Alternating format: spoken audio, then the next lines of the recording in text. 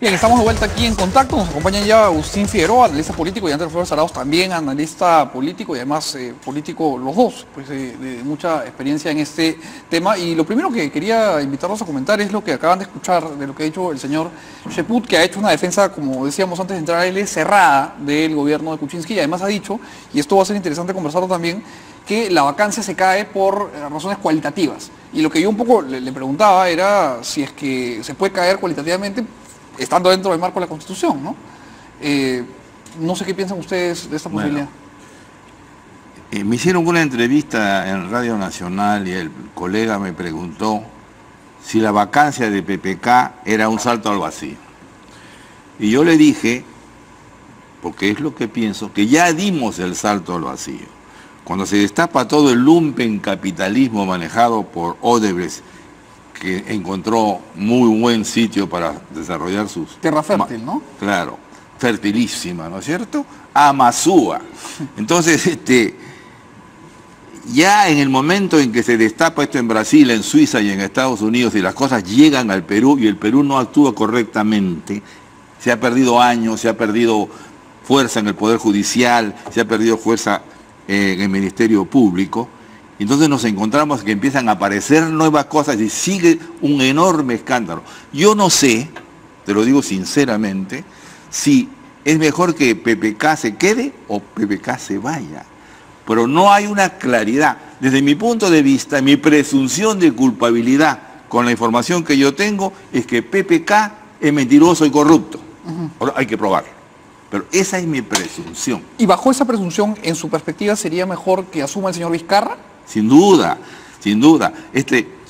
No estoy absolutamente seguro, pero en este momento, si las cosas continúan así, mejor es que esté Vizcarra y llegue a un acuerdo con Fuerza Popular. Porque el presidente, te lo completo, no creo que el presidente esté actuando bien, no creo que la primera ministra esté actuando bien, ni creo que la canciller actúe bien. Creo que son frágiles. El presidente es frágil porque no está bien, porque miente, porque cree que ha actuado correctamente o finge. Mecha Arauz se ha dedicado a defenderlo y la otra chica, que tiene una gran experiencia burocrática, no representa bien los problemas del Perú en relación al mundo. O sea, hay fragilidad en el gobierno que está actuando con un presidente, un primer ministro y una canciller que no dan la talla para las circunstancias. Esa es mi opinión inicial y mi visión inicial de esta situación. Entonces, si estuviese en su voto, pues pediría la renuncia del presidente y la asunción de Martín Vizcarra. Yo creo que, no estoy absolutamente seguro, pero me parece que es la opción que en este momento me parece válida. ¿Usted comparte esta visión? Buenas noches. Buenas noches. El tema es complicado. Yo tengo pues mi inclinación por ser abogado a la presunción de inocencia. Entonces cada uno tiene a veces este tipo de cosas que lo tiene formado desde la universidad. Y yo salí de la universidad hace muchísimos años. En consecuencia, este tema de presunción de inocencia lo tengo más que grabado en el disco duro. En consecuencia, a mí me es muy difícil actuar contra la presunción. Así es, porque además considero que la vacancia no es una cuestión de solamente sumatoria de votos, tiene que ser consecuencia de algo más. Y mira tú, siento que una persona que te roba el celular en la calle tiene más derecho de defensa que el presidente de la República ante una vacancia. Por las instancias en las que se respeta su Porque su simplemente proceso. suman votos sin que haya un origen probado de cosas. No hay, simplemente es sumatoria de votos. Ahora, pero y eso no me parece bien. Estrictamente legales, doctor, sí. Yo podría decirle también que la defensa que puede esgrimir un ladrón de celulares en la calle es una defensa que atañe a su derecho a la libertad frente a una posibilidad penal, y que el presidente más bien está haciendo ejercicio de un derecho político de permanencia en el cargo y que su seguridad jurídica en cuanto a libertad no se va a ver vulnerada, no por el Congreso, eso pasaría por el Poder Judicial. Discúlpame, una cosa es la sanción política que puede existir, pero la sanción te está sancionando una conducta, y la Constitución dice que es una incapacidad moral permanente, esa es la conducta. Pero si esa conducta tiene, ¿qué te puedo decir?, una tipificación de delito, sale el Congreso y entra el Poder Judicial. Claro. En consecuencia, también está el tema de tu libertad. No es tan sencillo como separar lo penal de lo político. Ahora, el otro tema que quería preguntarle, que lo hablé rápidamente con el congresista Chaput, es que cuando se habla, y aquí he abierto el debate, cuando se habla de la posibilidad de vacar al presidente, también se ha dicho desde el otro lado, desde quienes plantean que no se debe proceder, que la vacancia supone infringir no solo el derecho a la defensa, sino también el principio de no procesar dos veces a la misma persona por el mismo asunto. Y no, lo que me dice el congresista Chaput es que no considera que hayan hechos nuevos. Entonces, que si ya se le procesó, digamos, procesó entre comillas, ¿no? Si es por lo mismo, evidentemente no puede haber, bajo el principio de toda la vida del derecho penal, no se le puede juzgar por lo mismo. Y cuando este principio se enarbola, no es solamente para los temas judiciales. Pues es un principio fundamental de derecho, ¿no? Es un principio de derecho para todo tipo de proceso, inclusive para el proceso parlamentario. Pero si son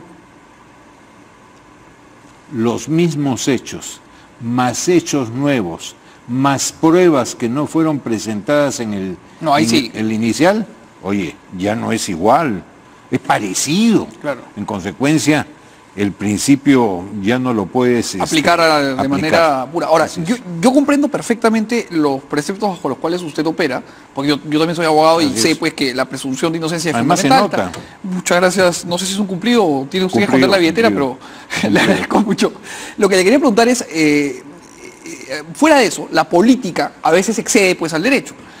Y por otro lado está el señor Barata diciendo que le ha entregado plata al señor Kuczynski, cosas que no configuran necesariamente delito, hay que ver cuál es la fuente, ¿no?, del dinero. Pero yo le preguntaba al congresista Chaput, y el congresista creo que en eso me respondió de manera tajante, ¿qué incentivo tendría Barata para mentir? No puede mentir, ¿no? O sea, Barata básicamente, claro, tenemos que presumir de inocencia, pero por otro lado...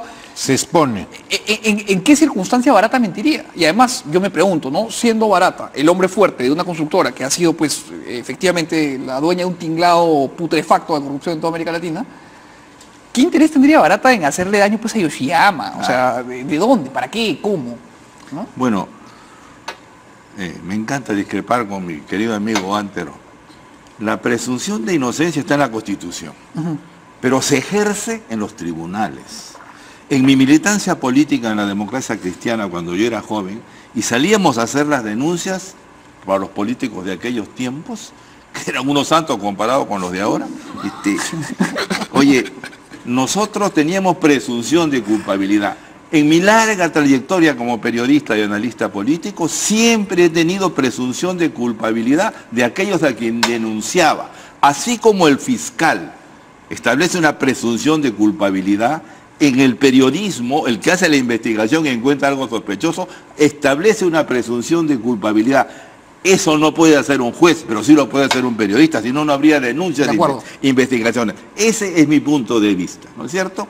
Ahora, es evidente que una de las razones por las cuales establezco una presunción de culpabilidad, y supongo que PPK es mentiroso y corrupto, es por Barata. No tiene ningún sentido que mienta. No tiene ningún sentido. En Brasil ya lo están acusando al actual presidente. Y Lula está a paso de ir a la cárcel. 12 años, ¿no? Sí. Entonces, es evidente que ahí las cosas se están actuando correctamente y que hay una gran fuerza de la verdad. Esa porquería brasileña llega al Perú hace 30 o 40 años con Odebrecht, y entonces, ¿cómo no va a haber una presunción de culpabilidad para quienes han ejercido los cargos y han sido denunciados por este señor? Si Barata miente, va a la cárcel. No le veo sentido. Ahora, las cosas tienen que probarse, siempre tienen que probarse. Ahora, aquí es obvio. Me permito una pregunta. Como periodista, por supuesto, también creo que cuando uno tiene una tesis, acusa pues y asume que la culpabilidad es lo que tiene que... Claro. Pero un periodista o un político tiene que entender que cuando uno acusa también, uno tiene que asumir la carga de la prueba, ¿no? Que claro, es el mismo asunto que con un fiscal, con la diferencia de que un periodista o un político puede operar bajo la premisa de indicios, de algunas pruebas y ya dejar el asunto para que la opinión pública juzgue.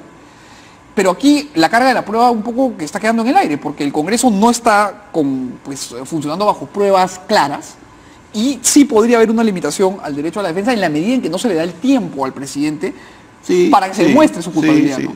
Pero fíjate, ¿de qué país estamos hablando? Un país en el cual yo he tenido en mi tesis de lumpencapitalismo, lo he explicado muchas veces, permíteme repetirlo. El lumpencapitalismo es el contrabando, la coca, todos los elementos delictivos monstruosos, porque no son pequeñas compañías, sino grandes compañías. Oro ilegal, droga y contrabando son monstruosos. En este país corrompido, en este país que además ha venido Odebrecht, en este país no tenemos que ser nosotros los primeros en denunciar. Tenemos que hacer, obviamente, cuando entramos al debate que vaya a los tribunales, la cosa es distinta. Pero este es un tribunal, no, este es un congreso político. Y el Congreso puede decidir de por sí, ante sí, si vaca o no vaca. Ahora tú me dices, tiene que haber elementos. No hay elementos en el Perú para creer. No hay elementos para sospechar que acá hay una inmensa corrupción. No es más sensato pensar, un presidente en la cárcel, uno acaba de salir de la cárcel, el otro está prófugo y todos han sido denunciados. El PPK, por ser presidente de la República, ¿tiene una ventaja sobre los otros? No. Ahora ha salido Keiko a denunciar de que a Fuerza Popular siempre le intervienen los locales, de sus partidarios o del partido. Sí. Y dicen, ¿y por qué no se lo han hecho a Susana de la Puente? Tienen razón. O a la señora Villarán, ¿no? Que es escandalosísimo. Además ella era funcionaria pública. Sin duda, y además allá la cosa era evidente para los periodistas que ahí había una plata exageradísima. Sí, ridículo. Y Castro el que se encargaba de eso. Eso es evidente. En el caso de Susana Villarán, todos sabemos que recolectaba plata para PPK. Muchos amigos míos le han dado Susana plata. de la Puente.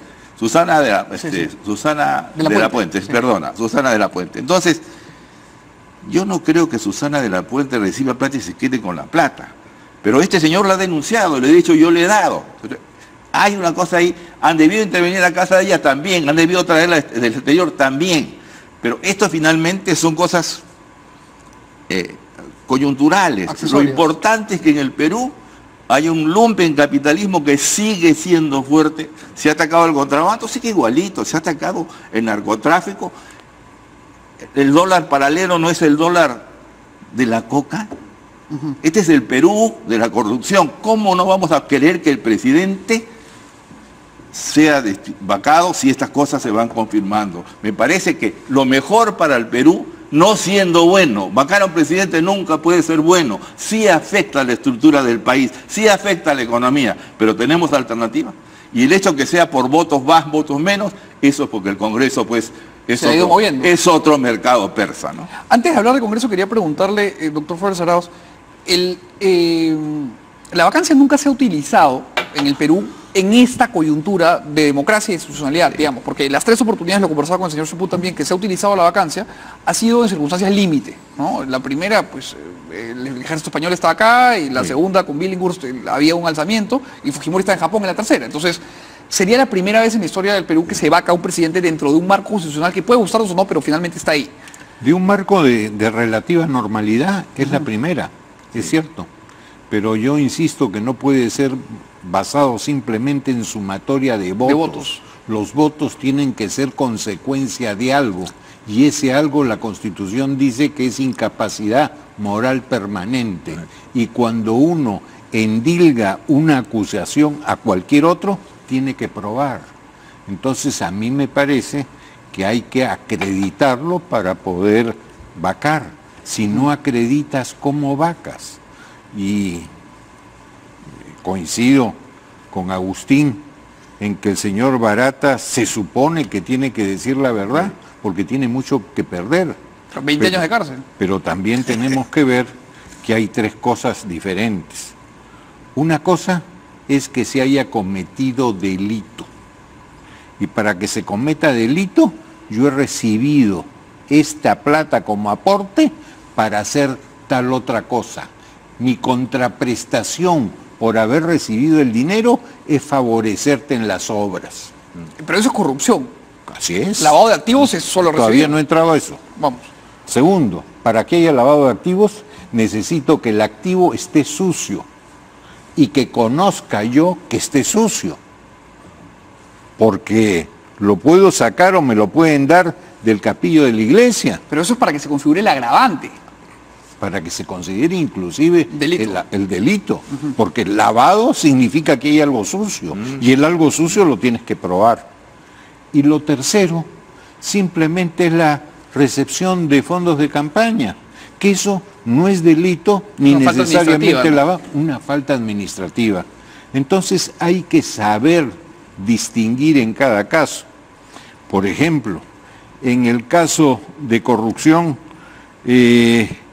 para que haya esta relación entre el aportante y el aportado retribuya con favores, necesitas estar en gobierno. Si no has sido elegido, ¿cómo demonios vas a pagar el favor? a pagar el favor? Imposible. ¿Y usted comparte esta visión? Sí, es un análisis inteligente como lo que suele hacer antes, pero hay dos cosas que hay que destacar, ¿no es cierto?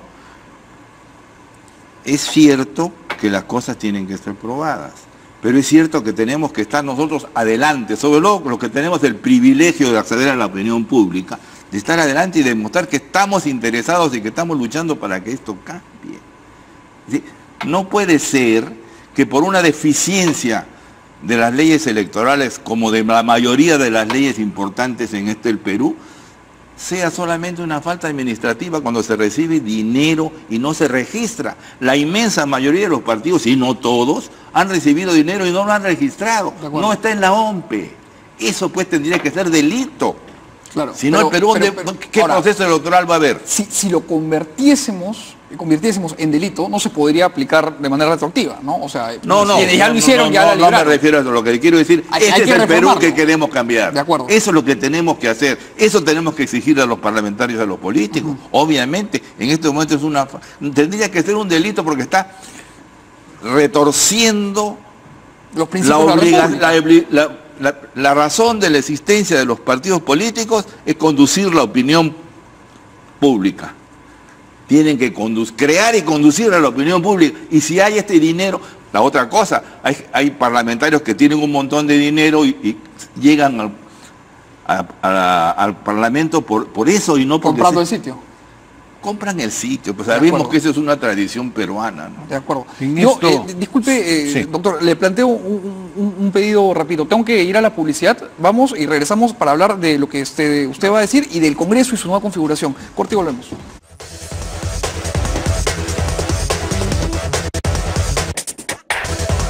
Hay que cambiar el tono de la conversación porque en el corte nos estábamos yendo ya a una moral más distraída. Retomemos.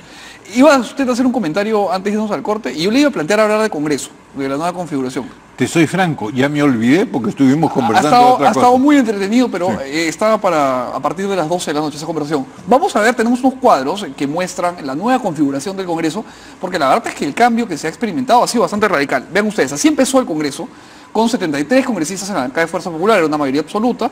Habían 18 congresistas en la bancada de Peronistas por el Cambio, 20 en la bancada del Frente Amplio, y ahí ya 9 en APP, 5 en Acción Popular y 5 en el Partido Aprista. Y en solamente los 19 meses que han pasado, ha terminado así, ¿no? Con 59 congresistas en Fuerza Popular, que representa una pérdida del 20% de su bancada, 15 congresistas en Peronistas por el Cambio, 10 en el Frente Amplio y 10 en Nuevo Perú, que se cindieron los izquierdistas para variar un poco.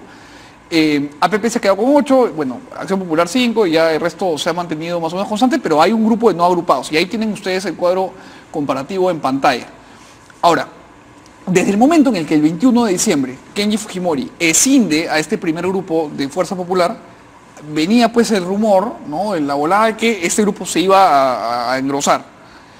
Y más bien, Fuerza Popular lo ha negado sistemáticamente, pero más bien el paso del tiempo le ha ido demostrando que pues, cada 15 días ha salido un nuevo Avenger, le gusta decir a Kenji.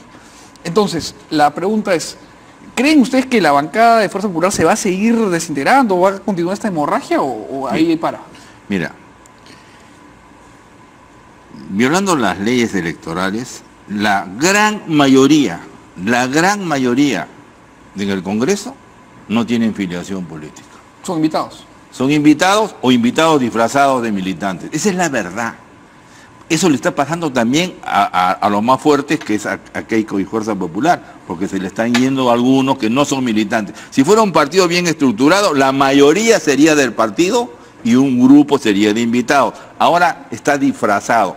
Y además eso ha convertido al Parlamento en un mercado persa. Esa es la verdad. Ese Parlamento no es sólido. Esto que está pasando era previsible. Era previsible. Y en estas circunstancias, habiendo tantas cosas en juego, necesitaríamos un Parlamento sólido, sensato. No lo tenemos. Es un mercado persa en que la mayoría no tiene militancia. Y si no tiene militancia, no hay partidos políticos. Si no hay partidos políticos, no hay una política seria. No, y la república va muerta, ¿no? Porque el sistema republicano está basado en los partidos. Exacto. Ahora, les planteo a los dos que tienen pues, una experiencia importante en política, una duda que a mí me asalta con bastante frecuencia. Y es, ¿el Perú está teniendo una crisis de corrupción o el Perú está, después de un proceso de psicoanálisis acelerado, descubriendo que es un país que siempre ha sido corrupto? No, porque claro, siempre ha habido excepciones también, pero digamos, ¿la corrupción se ha descubierto o se ha instalado? Porque si uno lee la historia del Perú, se encuentra con sapos a cada rato, ¿no? La verdad que siempre ha existido corrupción. El tema es que ha habido un antes y un después. Y ese antes y ese después, ¿cuándo es? Cuando a través de la prensa, a través de las imágenes, a través de las filminas, se ve cuando el señor Montesinos compra conciencias y voluntades. En la salita esta maldita Así del es. cine. Una cosa es que te lo digan, otra cosa es que te lo insinúen, otra cosa es hasta que te lo prueben documentariamente, pero cuando tú ves fajos de dinero en una mesa... Oye, eso quiebra el pudor, pues. Total. Y entonces eso hace el que te decía el antes y después. Pero ahí me permito sí. refrasear la pregunta entonces. Hace un antes y después, pero otra vez, ¿ese antes y después es develar la corrupción o descubrirla? Porque, claro, efectivamente, pues en los años 50, no había video. Pero discúlpame, vayamos, ¿acaso no se probó en el gobierno de Leguía que la hubo, la corrupción? ¿Acaso preso, no hemos tenido a Odría sabiéndose de que grandes obras públicas como hacer el Ministerio de Educación, en lo que era el Ministerio de Economía y Finanzas, etcétera, no había corrupción? Acordémonos de las casas de los grandes jerarcas militares en la época de Velasco, con sueldos de general de división que no eran significativos, sin préstamos de sus asociaciones de vivienda, ni tampoco el banco hipotecario, grandes casas en Casuarina y grandes casas en Chacarilla. No nos chupemos el dedo, corrupción siempre ha habido, y luego lo que vimos en la época de Montesinos. O sea, fue la putrefacción absoluta. Es, porque se vio, no es que antes no haya sido igual. Que la estamos viendo ahora la sí, estamos viendo, carne propia. Y esa imagen vale más que cualquier cuento, ¿no? Le hago la misma pregunta para terminar, que ya estamos llegando al final del programa. En el Perú siempre ha habido corrupción. Amazúa, tendríamos que hacer un programa que se llame Amazúa en televisión. Siempre ha habido corrupción. Lo que se ha destapado en estos últimos años es la mega corrupción sudamericana. En el Perú tiene una situación muy delicada, esa mega corrupción. Y el origen está en la actitud complaciente de los electores peruanos, porque robó pero hizo es una frase que está en la inmensa mayoría de los votantes y lo hemos comprobado en 50.000 realidades y encuestas de investigaciones. No hay ciudadanos, hay personas que tienen DNI y tienen 18 años, pero ciudadanos que tengan sentido de pertenencia y un mínimo de cultura política no existe. No hay ciudadanos, por eso no hay partidos, por eso está así la República. Ahora, si me permites, rapidísimo, en esto de la vacancia, se están sacando las cuentas para ver cuántos votos tienen. Sí. La cuestión es que con 4 o 5 votos que se traigan abajo, ya no hay vacancia. Sí. Y es facilísimo. Te nombro al cuñado en la UGEL. O te hago tu obra en... Así es. Y encima, un Congreso que hace barbaridades y está desprestigiado. Sí. La última es la de los cines. Sí, no, pero una barbaridad completa, que no acepta el más mínimo análisis. De acuerdo. Ni comercial, ni publicitario, ni jurídico, ni constitucional. Bien, muchas gracias a los dos. Para variar, se nos ha ido el programa volando, pero espero tenerlos pronto para seguir conversando. Eso ha sido todo por hoy. Nos vemos pero más temprano. A las 11, más temprano de todas maneras, a las 11 en punto. Tengan ustedes buenas noches. Chao.